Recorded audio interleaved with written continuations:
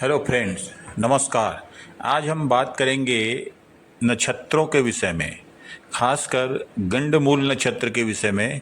इस नक्षत्र में पैदा हुए बच्चे बहुत ही जीवन में कठिनाइयाँ झेलते हैं, परेशानियाँ झेलते हैं, और यदि 27 दिन के अंदर उनकी पूजा न की जाए तो आगे जीवन में यह बहुत ही कठिन परिस्थितियाँ उत्पन्न कर देते हैं।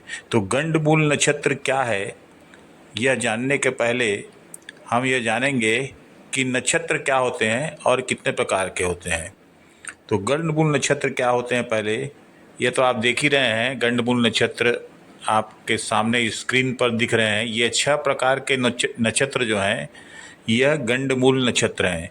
अगर इस नक्षत्र में व्यक्ति पैदा हो जाए तो ऐसा माना जाता है कि दुर्भाग्य ने उसका साथ ले लिया है, और यदि कुंडली में दूसरे ग्रह भी ठीक स्थिति में न हो तब यह गंडमूल नक्षत्र व्यक्ति को बर्बादी की कगार पर अवश्य ले जाता है।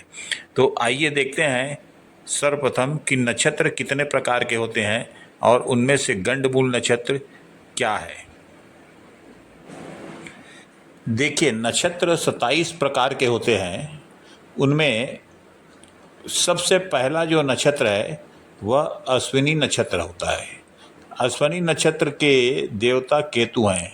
तो जिस नक्षत्र के भी देवता केतु और बुध होते हैं वे दोनों गंडमूल नक्षत्र में आते हैं। तो अश्विनी नक्षत्र को भी गंडमूल नक्षत्र माना जाता है क्योंकि इसके देवता केतु होते हैं। और इसका जो मुख्य गुण होता है वह होता है साहस, उपचार और तेज गति। तो ऐसा कहा जाता है कि गंडमूल नक्षत्र अश्विनी में जन्म लेने वाला छात्र सामान्यतः सक्रिय होता है, स्वतंत्र विचारों वाला होता है और कार्य को जल्दी पूरा करने की इच्छा रखने वाला होता है। और इसका चिकित्सा मतलब मेडिकल के क्षेत्र में या मेडिकल की लाइन में या टेक्निकल कार्य में, ऐसे कार्य में तो जहाँ तुरंत इसे निर्णय लेना पड़े, उनमें इसकी रुचि हो सकती है। तो अश्विनी नक्षत्र के जो छात्र हैं ज़्यादातर वो मेडिकल क्षेत्र में यदि चले जाएं तो ऐसा माना जाता है कि उन्हें सफलता मिल सकती है। लेकिन इनकी कमजोरी जो होती है अश्विनी नक्षत्र के लोगों की, वह होती है जल्दबाजी और बिना पूरा विचार किए किसी भी निर्णय को लेना। तो अश्विनी नक्षत्र गंडमूल नक्षत्रों में आता है, लेकिन यदि कुंडली के बाकी ग्रह यदि अच्छी स्थिति में हो तो ऐसा व्यक्ति अपने जीवन में सफलता भी प्राप्त कर सकता है। उसके पश्चात दूसरा जो नक्षत्र होता है वह भरणी नक्षत्र होता है, जिसके स्वामी शुक्र होते हैं। इस नक्षत्र के व्यक्तियों की मुख्य जिम्मेदारी, जो मुख्य गुण है वह सहन शक्ति, अनुशासन, जिम्मेदारी और परिवर्तन होता है। भरणी नक्षत्र का संबंध जिम्मेदारी उठाने से ज़्यादातर माना जाता है। ऐसे व्यक्ति कठिन परिस्थितियों को सहने और निर्णय पर टिके रहने की क्षमता दिखाते हैं। और इनका जो सकारात्मक पक्ष जो होता है वह होता है दृढ़ इच्छा शक्ति, जिम्मेदारी और नेतृत्व। लेकिन कभी कभी ये अत्यधिक जिद के कारण और अपनी बात मनवाने की प्रकृति के कारण भी चुनौतियां पैदा कर देते हैं। इसी प्रकार जो तीसरा नक्षत्र होता है वह होता है कृत्तिका नक्षत्र, जिसके स्वामी सूर्य होते हैं। कृत्तिका नक्षत्र का मुख्य प्रतीक चाकू या अग्नि को माना गया है। इसका संबंध काटने, शुद्ध करने और दोष दूर करने से जोड़ा जाता है।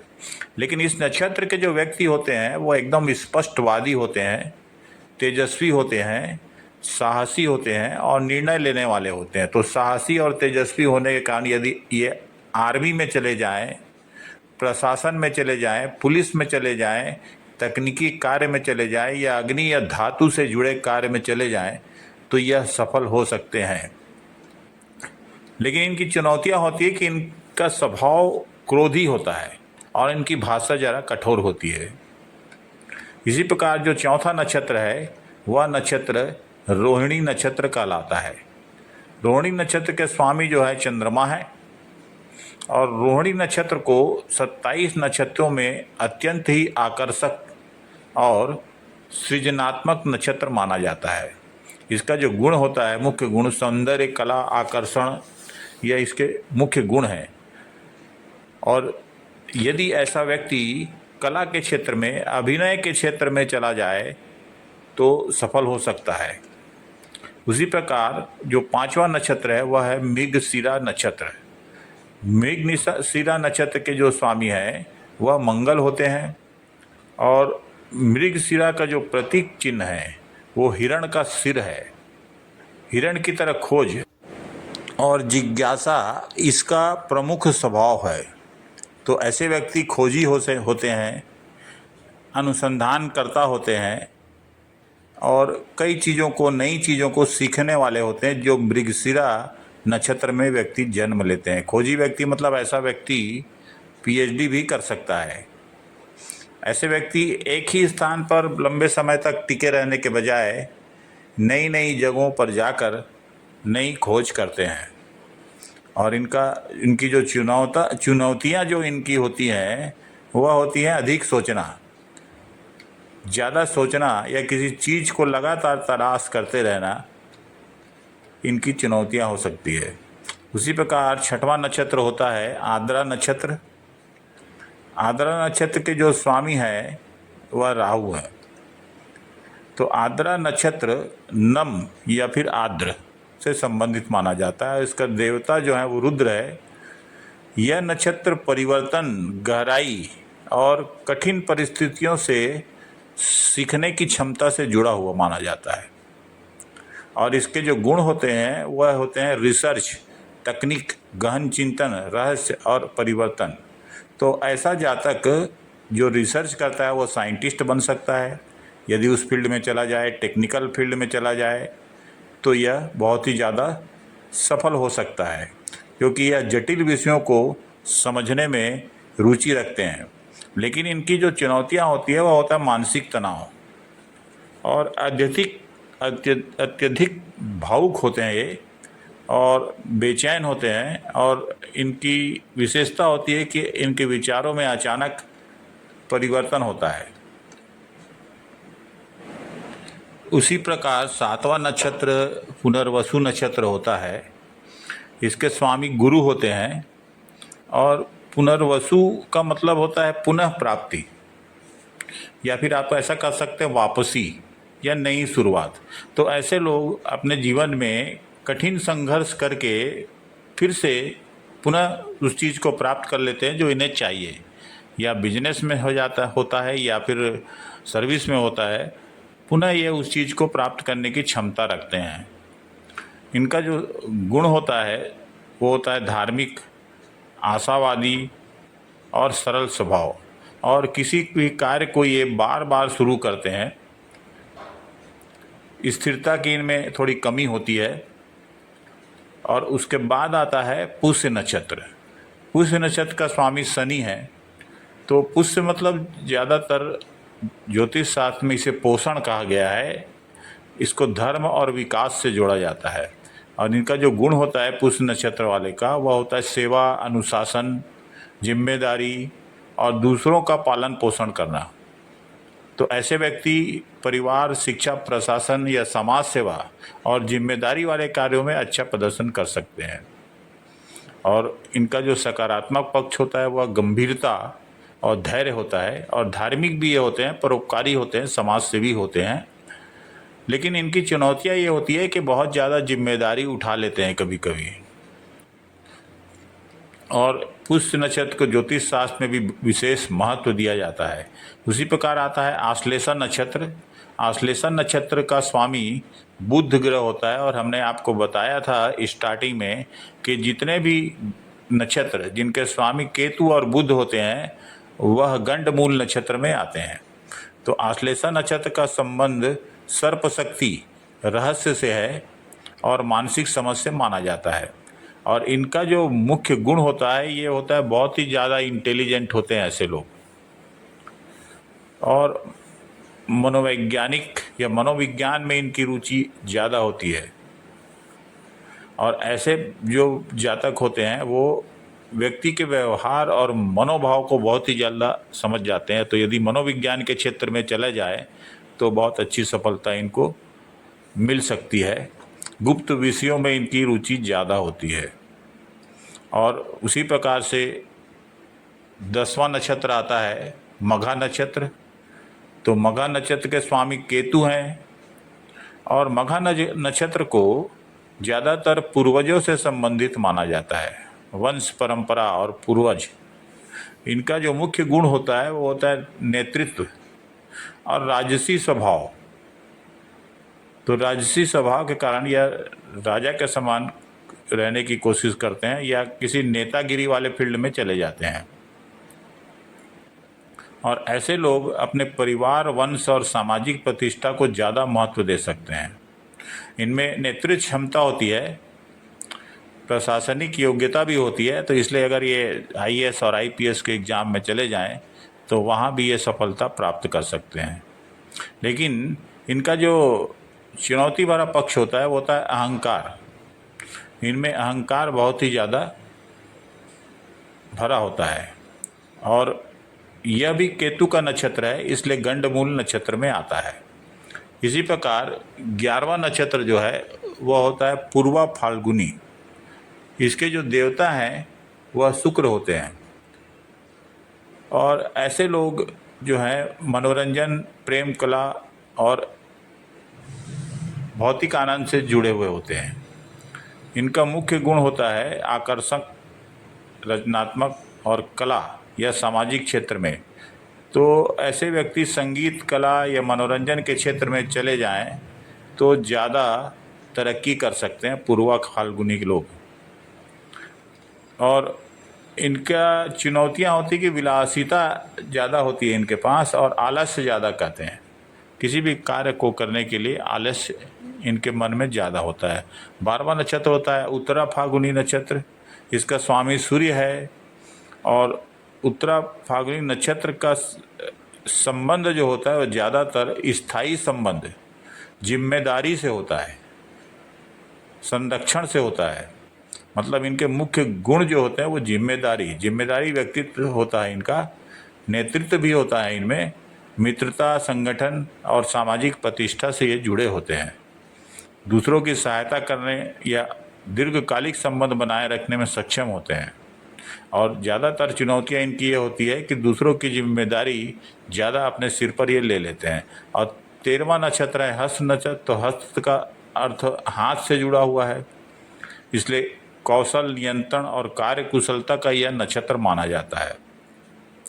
ऐसे लोग इंटेलिजेंट होते हैं, व्यवहार कुशल होते हैं और नियंत्रण में रखते हैं बाकी चीज़ों को।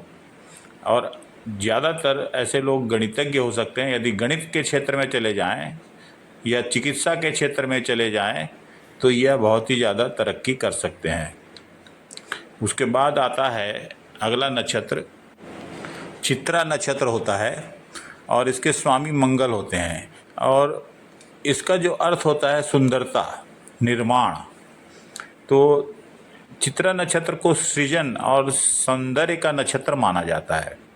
तो ऐसे जातक में कला, डिजाइन और वास्तु सजावट, सुंदर वस्तुओं के प्रति आकर्षण हो सकता है।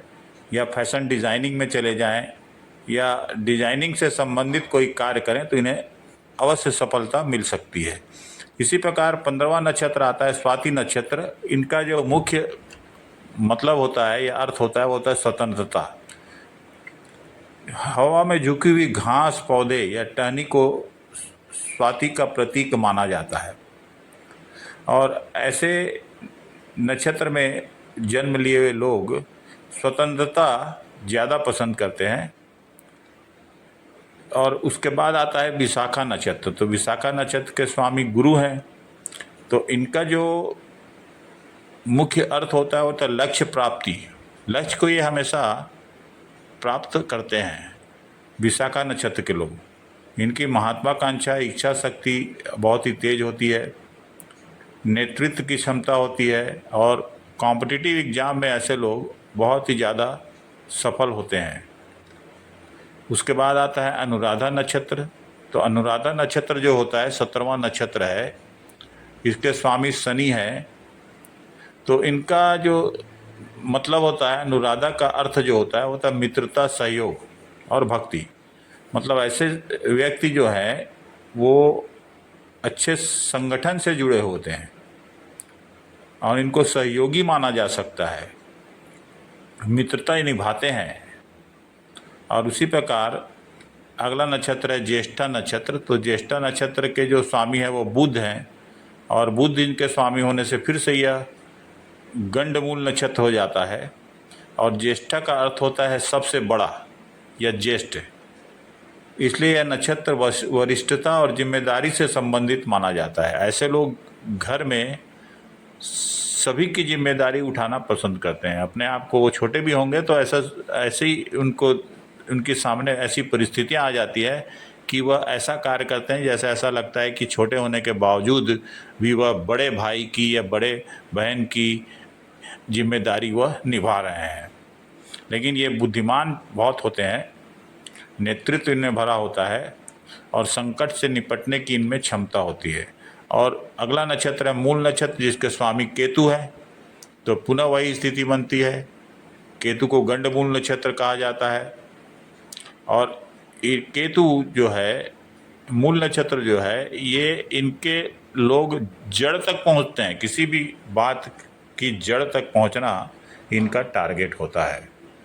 कोई भी अनुसंधान करें, खोज करें, कि सत्य की खोज करें या पीएचडी करें, तो ये जड़ तक पहुंचने की कोशिश करते हैं। और इसके बाद अगला नक्षत्र आता है पूर्वाषाढ़ा। पूर्वाषाढ़ा नक्षत्र के स्वामी शुक्र हैं, और इसका जो मुख्य अर्थ होता है विजय, आत्मविश्वास। तो आत्मविश्वासी होते हैं ऐसे लोग, और विजय प्राप्त करते हैं जीवन में हमेशा। और अगला जो नक्षत्र है उत्तराषाढ़ा नक्षत्र कहलाता है। इसके स्वामी सूर्य हैं, और इसका मुख्य अर्थ होता है स्थायी विजय या सफलता, दृढ़ सफलता। तो उत्तराषाढ़ा को ऐसे कार्यों से ज़्यादातर जोड़ा जाता है जिनमें लगातार प्रयास के बाद स्थायी सफलता मिलती है।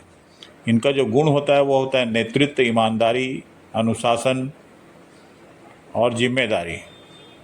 और इनकी जो चुनौतियां होती है वो अत्यधिक गंभीरता और जिद, और अपने ही निर्णय को अंतिम ये लोग मानते हैं। तो ऐसा कहा जा सकता है कि उत्तराषाढ़ा जो है वो ऐसे लोग लगातार प्रयास के बाद स्थायी सफलता अवश्य प्राप्त कर लेते हैं। उसके बाद आता है श्रवण नक्षत्र। श्रवण नक्षत्र के जो स्वामी है वो चंद्र देवता हैं। तो श्रवण का अर्थ है सुनना या सीखना। तो ऐसे लोग सुनकर ज्ञान प्राप्त कर लेते हैं, बुद्धिमान होते हैं, शिक्षित होते हैं, और सीखने की क्षमता इनमें कूट कूट कर भरी होती है। ऐसे लोग ज़्यादातर शिक्षक होते हैं या सलाहकार होते हैं या लेखक हो सकते हैं। उसके बाद आता है घनिष्ठा नक्षत्र, जिसके स्वामी मंगल होते हैं। तो घनिष्ठा का अर्थ होता है संगीत, प्रतिष्ठा और सामाजिक सफलता। तो इनके जो गुण होते हैं वो धन कमाने की क्षमता इसमें कूट कूट कर भरी होती है। नेतृत्व भी ये कर सकते हैं, और सामाजिक प्रतिष्ठा इनकी अच्छी होती है। उसी प्रकार शतभिषा नक्षत्र। शतभिषा नक्षत्र के स्वामी राहु हैं, और इसका अर्थ होता है रहस्य, शोध और उपचार। तो शोध और उपचार संबंधित है मेडिकल फील्ड से। ऐसे लोग ज़्यादातर चिकित्सा के क्षेत्र में उच्च शिक्षा प्राप्त करते हैं। मेडिकल क्षेत्र में चले जाएं तो डॉक्टर ये बन सकते हैं बहुत आसानी से, और इनकी सोच जो है वह गहरी होती है, गहरी समझ होती है इनमें। उसी प्रकार अगला जो नक्षत्र है पूर्वा भाद्रपद, गुरु का नक्षत्र होता है। ऐसे लोग ज़्यादातर तपस्वी होते हैं। और उसके बाद अगला नक्षत्र जो है उत्तरा भाद्रपद, जो शनि का नक्षत्र होता है। गंभीर प्रकृति के लोग होते हैं और स्थिर होते हैं। और उसके बाद अगला नक्षत्र जो है अंतिम नक्षत्र बुध का रेवती नक्षत्र होता है, और यह भी बुध का नक्षत्र होने के कारण इसे गंडमूल नक्षत्र माना जा सकता है। अब आइए बात करते हैं गंडमूल नक्षत्र के बारे में। तो देखिए, अश्विनी, आश्लेषा, मघा, ज्येष्ठा, मूल और रेवती, ये सभी गंडमूल नक्षत्र होते हैं। ऐसे नक्षत्र में पैदा हुए बच्चों की पूजा 27 दिन बाद अवश्य करानी चाहिए। और ऐसे नक्षत्र में पैदा हुए बच्चे यदि उनके ग्रह नक्षत्र दूसरे भी खराब हैं तो अश्विनी नक्षत्र में पैदा हुए बच्चे कोई पिता को परेशानी होती है, आश्लेषा नक्षत्र में पैदा हुए बच्चे के माता को, मघा नक्षत्र में पैदा हुए बच्चे के पिता को, ज्येष्ठा में पैदा हुए बच्चे के छोटे भाई बहन को, और मूल नक्षत्र में पैदा हुए बच्चे के पिता या पितामह या दादा को, और रेवती नक्षत्र में पैदा हुए बच्चों के माता को बहुत ज़्यादा परेशानियों का सामना करना पड़ सकता है। और यदि दूसरे ग्रह नक्षत्र भी खराब हैं तो ऐसे व्यक्ति का जीवन बर्बादी की कगार के ओर यह नक्षत्र ले जा सकता है। तो ऐसे नक्षत्र में पैदा हुए बच्चों की पूजा अवश्य करें। अब हम आपको एक एग्जाम्पल से दिखाएंगे कि इस नक्षत्र में पैदा हुए बच्चे का क्या हाल होता है।